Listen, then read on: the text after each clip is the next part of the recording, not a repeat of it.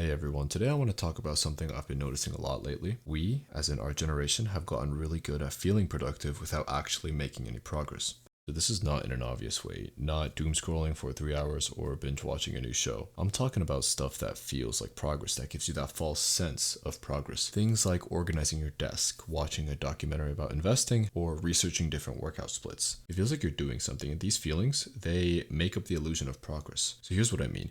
Your brain releases dopamine when you anticipate a reward. So not when you actually receive or experience the reward, but instead when you expect it. So when you're planning, researching, organizing, and thinking about the thing you're going to do. That little hit of dopamine that you get makes you feel like you've already started, like you're on the path. But you're not actually on the path, you're instead standing at the trailhead, looking at the map, feeling like a hiker. I actually noticed this in myself. So around 2 years ago, I'd spend entire evenings researching about countless different index funds, comparing lots of different brokerages, and watching several videos on compound interest and investing. After these evenings, I'd close my laptop feeling accomplished, like I'd actually done something important. But then again, at the end of the evening, my brokerage account would still remain empty. But it was the research that felt like progress. It felt responsible, smart, productive. But it was actually just preparation, and preparation, when it never leads to action, is just another form of procrastination. So let's slow down and think about why this happens. So there's a concept in behavioral psychology called goal substitution. Basically, we replace a hard goal with an easier proxy that feels similar. For instance, the hard goal is lifting weights 5 or 6 times a week for 6 months straight, but the easier proxy is buying gym clothes, meal prepping, a bunch of different meals with lots of protein, and following fitness influencers. So none of those things are the goal, but they do orbit it. And because they're related, because they feel productive, your brain gives you a little reward, a little hit of dopamine that says you're doing it.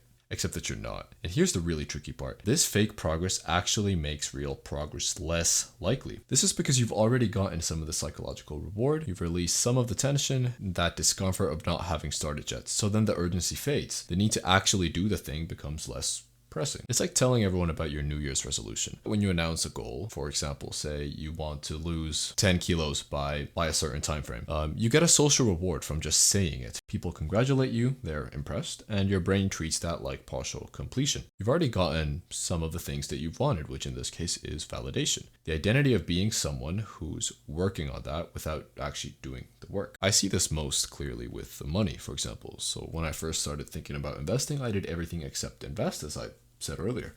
I made projected growth curves and calculated a bunch of different scenarios. I binge watched hours of content about financial independence and personal finance on YouTube and TikTok, Instagram, absolutely everywhere. And every single night that I did this, I felt like I was getting closer to financial independence, like I was actually being responsible. But my investment account just ended up staying the exact same. That research, it doesn't generate any returns. The only things that matter, quite literally the only thing, is moving money from one checking account to your investment account and then not touching it at all. That's it. That's genuinely the whole thing. Everything else is optional. Absolutely everything else is just decoration. But that decoration, it feels so much easier. It's so much more interesting. It gives you something to do when the actual thing is just, well, boring and invisible. Here's another way to think about it. Real progress is usually quite uncomfortable. It's not painful, it's not dramatic, it's just slightly uncomfortable for most people. It requires you to do something before you feel ready, to start lifting before you have the perfect split, or to invest before you fully understand the market. This fake progress is comfortable. It lets you stay in the state of learning, in the state of planning, and just overall getting ready. And our brains love this state of being comfortable because comfort feels safe, it feels smart, it feels rational. But nothing actually changes when you're comfortable. I think that's what we're truly avoiding. Not the difficulty of the task itself, but instead the vulnerability of starting before we feel prepared. The hit that our egos take from being a beginner, and the discomfort of doing something imperfectly.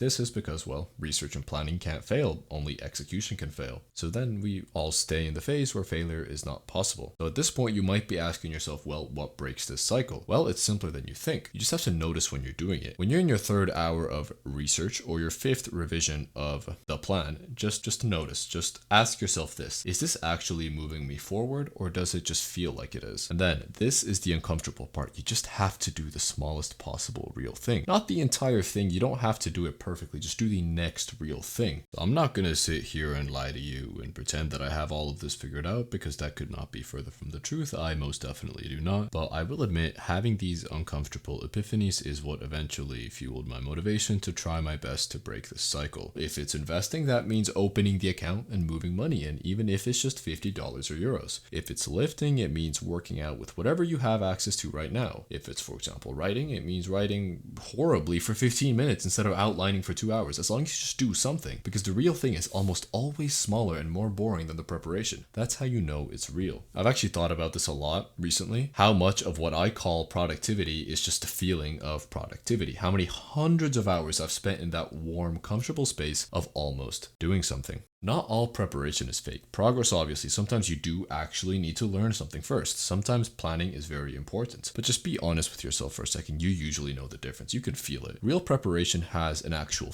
tangible finish line, a point where you're ready enough and it's time to start. However, fake progress never quite gets there. There's always one more thing to research, one more optimization to consider. The real thing is slower, quieter, and ultimately less immediately satisfying, but it's the only thing that actually ends up moving. So just try your best to notice it this week. Notice when you're doing the thing versus when you're doing the thing around the thing, if that makes sense. And when you inevitably catch yourself, see if you can do one small real action instead. Not because it'll feel better, because let's be honest, it probably won't, but because 6 months from now, you'll be glad that you started today.